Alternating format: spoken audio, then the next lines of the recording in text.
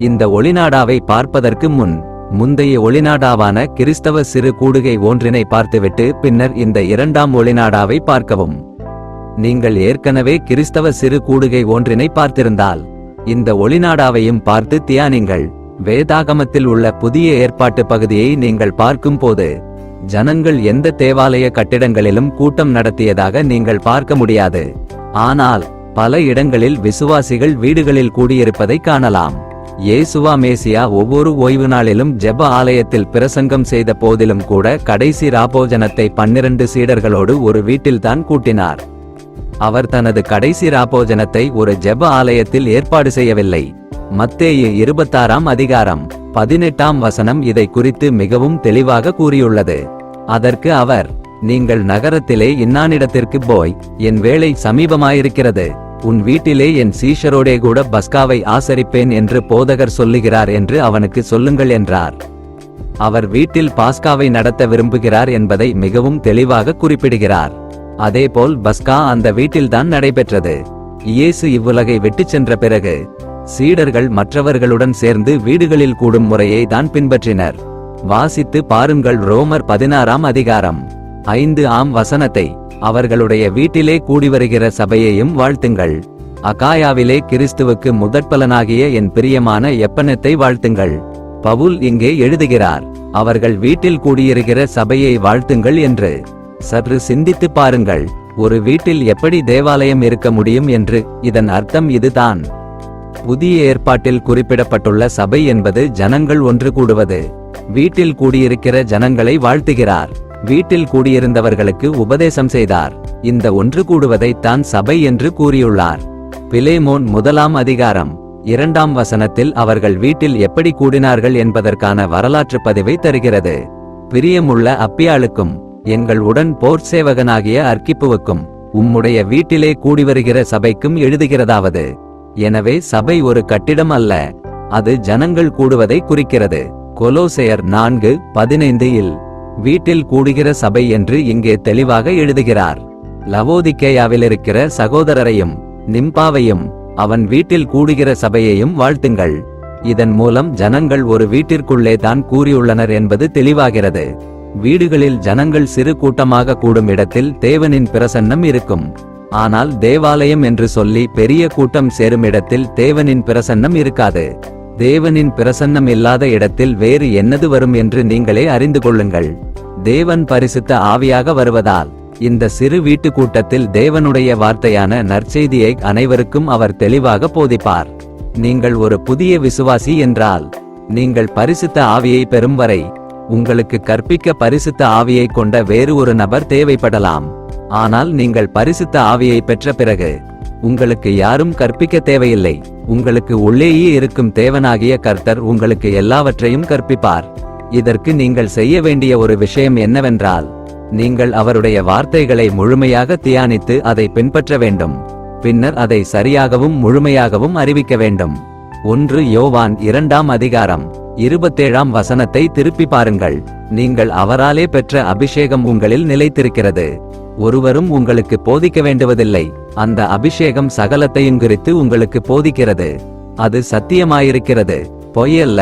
அது உங்களுக்கு போதித்தபடியே அவரில் நிலைத்திருப்பீர்களாக. நீங்கள் பெற்றுள்ள பரிசுத்த ஆவியானவர் உங்களுக்கு கற்பிப்பதைக் காட்டிலும் யாருமே உங்களை கற்பிக்க முடியாது. அதனால் அது தேவையில்லை என்பதை இங்கே தெளிவாக கூறுகிறது. ஆனால் இப்போது உண்மை என்னவென்றால், நாம் பரிசுத்த ஆவியானவரை மாற்றி நமக்கு கற்பிப்பதற்காக அவருடைய இடத்தில் ஒரு மனிதனை நமக்கு போதிக்க வைத்துள்ளோம். இந்த மனிதன் மூலம் பரிசுத்த ஆவியானவர் நம்மிடம் பேசுகிறார் என்று நாம் மூடத்தனமாக நம்புகிறோம். இப்படி செய்வதால் மனிதனால் உருவாக்கப்பட்ட கோட்பாடு நம்மில் வருகிறது. சற்று சிந்தித்து பாருங்கள்.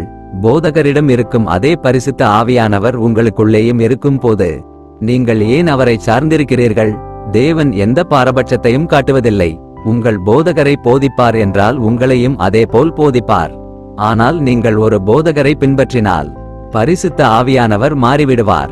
உடனே மற்றொரு ஆவி உங்களை கட்டுப்படுத்தி போதகரை காலங்காலமாக பின்பற்ற வைக்கும். இதனால் நீங்கள் அந்த ஆவிக்கு கட்டுப்பட்டு குருடர் ஆகிவிடுவீர்கள். நீங்கள் பழைய ஏற்பாட்டு கால யூதனைப் போல அவருடைய சட்டங்களை பின்பற்றி மோசேயின் பழைய ஏற்பாட்டு காலத்திற்கு சென்று விடுவீர்கள். லூக்கா 24ஆம் அதிகாரம் 44ஆம் வசனத்தில் இதை நீங்கள் தெளிவாக பார்க்க முடியும். அவர்களை நோக்கி, மோசேயின் நியாயப்பிரமாணத்திலும் தீர்க்கதரிசிகளின் ஆகமங்களிலும் சங்கீதங்களிலும் என்னை குறித்து எழுதியிருக்கிறவைகளெல்லாம் நிறைவேற வேண்டியதென்று நான் உங்களோடிருந்தபோது உங்களுக்கு சொல்லிக் கொண்டு வந்த விசேஷங்கள் இவைகளே என்றார். பழைய ஏற்பாட்டு சட்டங்கள் எல்லாம் மோசேயின் சட்டம் என்றும் அழைக்கப்படுகின்றன. மோசேயின் இந்த சட்டமும் பழைய ஏற்பாட்டு காலத்தில் இயேசுவாவால் தான் வழங்கப்பட்டது. அப்போது அவர் யெகோவா என்று அழைக்கப்பட்டார். ஆனால் இந்த புதிய ஏற்பாட்டு காலத்தில் இந்த சட்டம் யாருக்குமே செல்லாது. ஏனென்றால் அவர் அதை முற்றிலுமாக ஒழித்துவிட்டார். இதனால் கட்டிடம் கட்டி ஆலயம் சார்ந்த வழிபாடு ஒழிக்கப்பட்டு ஆவி சார்ந்த வழிபாடு அறிமுகப்படுத்தப்பட்டது. இதனால் இப்ப எந்த இடத்திலும் எந்த நேரத்திலும் கூடி வழிபடலாம். இதனால் தேவனை வழிபடுவதற்கு எந்த ஒரு குறிப்பிட்ட இடமும் தேவையில்லை. பரிசுத்த ஆவியானவரே தன்னுடைய எல்லா விசுவாசிகளுக்கும் கற்பிப்பார். இயேசுவா பரலோகத்திற்கு சென்ற பிறகு அவரின் விசுவாசிகளான அகிலாவும் பிரிஸ்கில்லாவும் வீட்டில் கூடினார்கள் என்பதை நீங்கள் 1 கொரிந்தியர் 16ஆம் அதிகாரம் 19ஆம் வசனத்தில் காணலாம். ஆசியா நாட்டிலுள்ள சபையார் உங்களை வாழ்த்துகிறார்கள். ஆக்கில்லாவும் பிரிஸ்கில்லாலும் தங்கள் வீட்டிலே கூடுகிற சபையோடும் கூட கர்த்தருக்குள் உங்களை மிகவும் வாழ்த்துகிறார்கள். பெரிய ஜனக்கூட்டம் இருந்த போதிலும் கூட அவர்கள் ஒரு தேவாலய கட்டிடத்தையோ அல்லது தேவாலயங்களையோ கட்டவில்லை. அவர்கள் வீடு வீடாக சென்று தேவனுடைய வார்த்தையை பிரசங்கித்தார்கள். தேவனுடைய வார்த்தையை பகிரங்கமாக பிரசங்கித்தனர் என்பதை அப்போஸ்தலர் 20ஆம் அதிகாரம் 20ஆம் வசனத்தில் தெளிவாக கூறியுள்ளது. பிரயோஜனமானவைகளில் ஒன்றையும் நான் உங்களுக்கு மறைத்து வைக்காமல் வெளியரங்கமாக வீடுகள்தோறும் உங்களுக்கு பிரசங்கித்து உபதேசம் பண்ணி, ஒரு கட்டிடத்திற்குள்ளேயே அவர்கள் ஒரு குறிப்பிட்ட குழுவின் தலைவராகவோ அல்லது நிரந்தர உறுப்பினராகவோ இருக்கவில்லை. தேவனுடைய வார்த்தையை இங்கே கேட்க வாருங்கள் என்று அவர்கள் யாரையும் அழைக்கவில்லை. தேவனுடைய வார்த்தையை சென்று வீடு வீடாக சொன்னார்கள். ஒவ்வொரு தனிப்பட்ட நபர்களும் தேவனுடைய வார்த்தையை அறிவித்தனர். அப்படியே அவர்கள் தசமபாகம் அல்லது காணிக்கைகளை சேகரித்து தேவனுடைய வார்த்தையை வியாபாரமும் செய்யவில்லை. பிற்காலத்தில் இது போன்ற சம்பவங்கள் நடக்கும் என்று முன்கூட்டியே அறிந்துதான் பரிசுத்த ஆவியானவர் நம்மை எச்சரித்துள்ளார். அதாவது இயேசுவா மேசியாவின் கோட்பாடுகளுக்கு எதிராக பேசும் இது போன்ற தவறான பிரசங்கிகளை தங்கள் வீட்டிற்குள் அனுமதிக்க வேண்டாம் என்று அவர்கள் விசுவாசிகளை எச்சரித்தனர். 2 யோவான் 1ஆம் அதிகாரம் 10ஆம் வசனத்தை பாருங்கள். அது என்ன கூறுகிறது என்று. ஒருவன் உங்களிடத்தில் வந்து இந்த உபதேசத்தை கொண்டு வராமலிருந்தால் அவனை உங்கள் வீட்டிலே ஏற்றுக்கொள்ளாமலும் அவனுக்கு வாழ்த்துதல் சொல்லாமலும் இருங்கள். எனவே யாரேனும் தேவன் இயேசுவாவின் வார்த்தையின் அர்த்தத்தை உலக ரீதியாக மாற்றி பேசினால் அவர்களை உங்கள் வீட்டிற்குள்ளேயே அனுமதிக்காதீர்கள். இன்றைய காலத்தில் மொத்த அமைப்புமே மனிதனால் உருவாக்கப்பட்ட கோட்பாடாக மாறிவிட்டது. கட்டிட தேவாலயத்திலிருந்து உருவாக்கப்பட்ட மனித கோட்பாட்டை தான் ஜனங்கள் கண்மூடித்தனமாக பின்பற்றுகிறார்கள். இந்த கோட்பாட்டில் தான் பலர் சிக்கியுள்ளனர். சிலர் பவுலின் கோட்பாடுகளை பின்பற்றுவதாக கூறுகிறார்கள். அப்படியேயானால் பவுல் தேவாலய கட்டிடங்களில் அல்ல, வீடுகளில்தான் பிரசங்கம் செய்தார். அவர் புறஜாதிகள் மத்தியில் சுவிசேஷ பணியை சரியாக செய்தார். அவர் பழைய ஏற்பாட்டு சடங்குகளுக்கு எதிராக பிரசங்கம் செய்தார். அதற்கு எதிராகவும் துணிந்து நின்றார். இதனால் தான் யூதர்கள் அவரை துன்புறுத்தி கொன்றனர். தன் கடைசி நாட்களில் அவர் ஒரு வாடகை வீட்டிலேயே தான் சுவிசேஷ வேலையை செய்தார். இதை அப்போஸ்தலர் 28ஆம் அதிகாரம் 30ஆம் வசனத்தில் காணலாம். பின்பு பவுல் தனக்காக வாடகைக்கு வாங்கியிருந்த வீட்டிலே 2 வருஷம் முழுதும் தங்கி தன்னிடத்தில் வந்த யாவரையும் ஏற்றுக்கொண்டு, ஆனால் இவ்வளவு தெளிவாக வேதத்தில் குறிப்பிட்ட போதிலும் சபைபை தேவாலயம் என்று கருதி கட்டிட தேவாலயத்தை மேன்மைப்படுத்தினால் நாம் பழைய ஏற்பாட்டு சடங்குகளைத்தான் இன்னமும் பின்பற்றுகிறோம். பழைய ஏற்பாட்டு சட்டங்களில்தான் அந்த கால யூதர்களுக்கு கட்டிடம் தேவை. அவர்கள் அதை தேவாலயம் அல்லது கோவில் என்று அழைத்தனர். அதற்கு ஒரு பூசாரி இருப்பார். மற்றவர்கள் எல்லோரும் அவரை சுற்றி இருப்பார்கள். இந்த பூசாரியை ஆசாரியன் என்று அழைத்தனர். இவர் பழைய ஏற்பாட்டு சடங்குகளை செய்து பழைய ஏற்பாட்டு சட்டங்களை போதிப்பார்.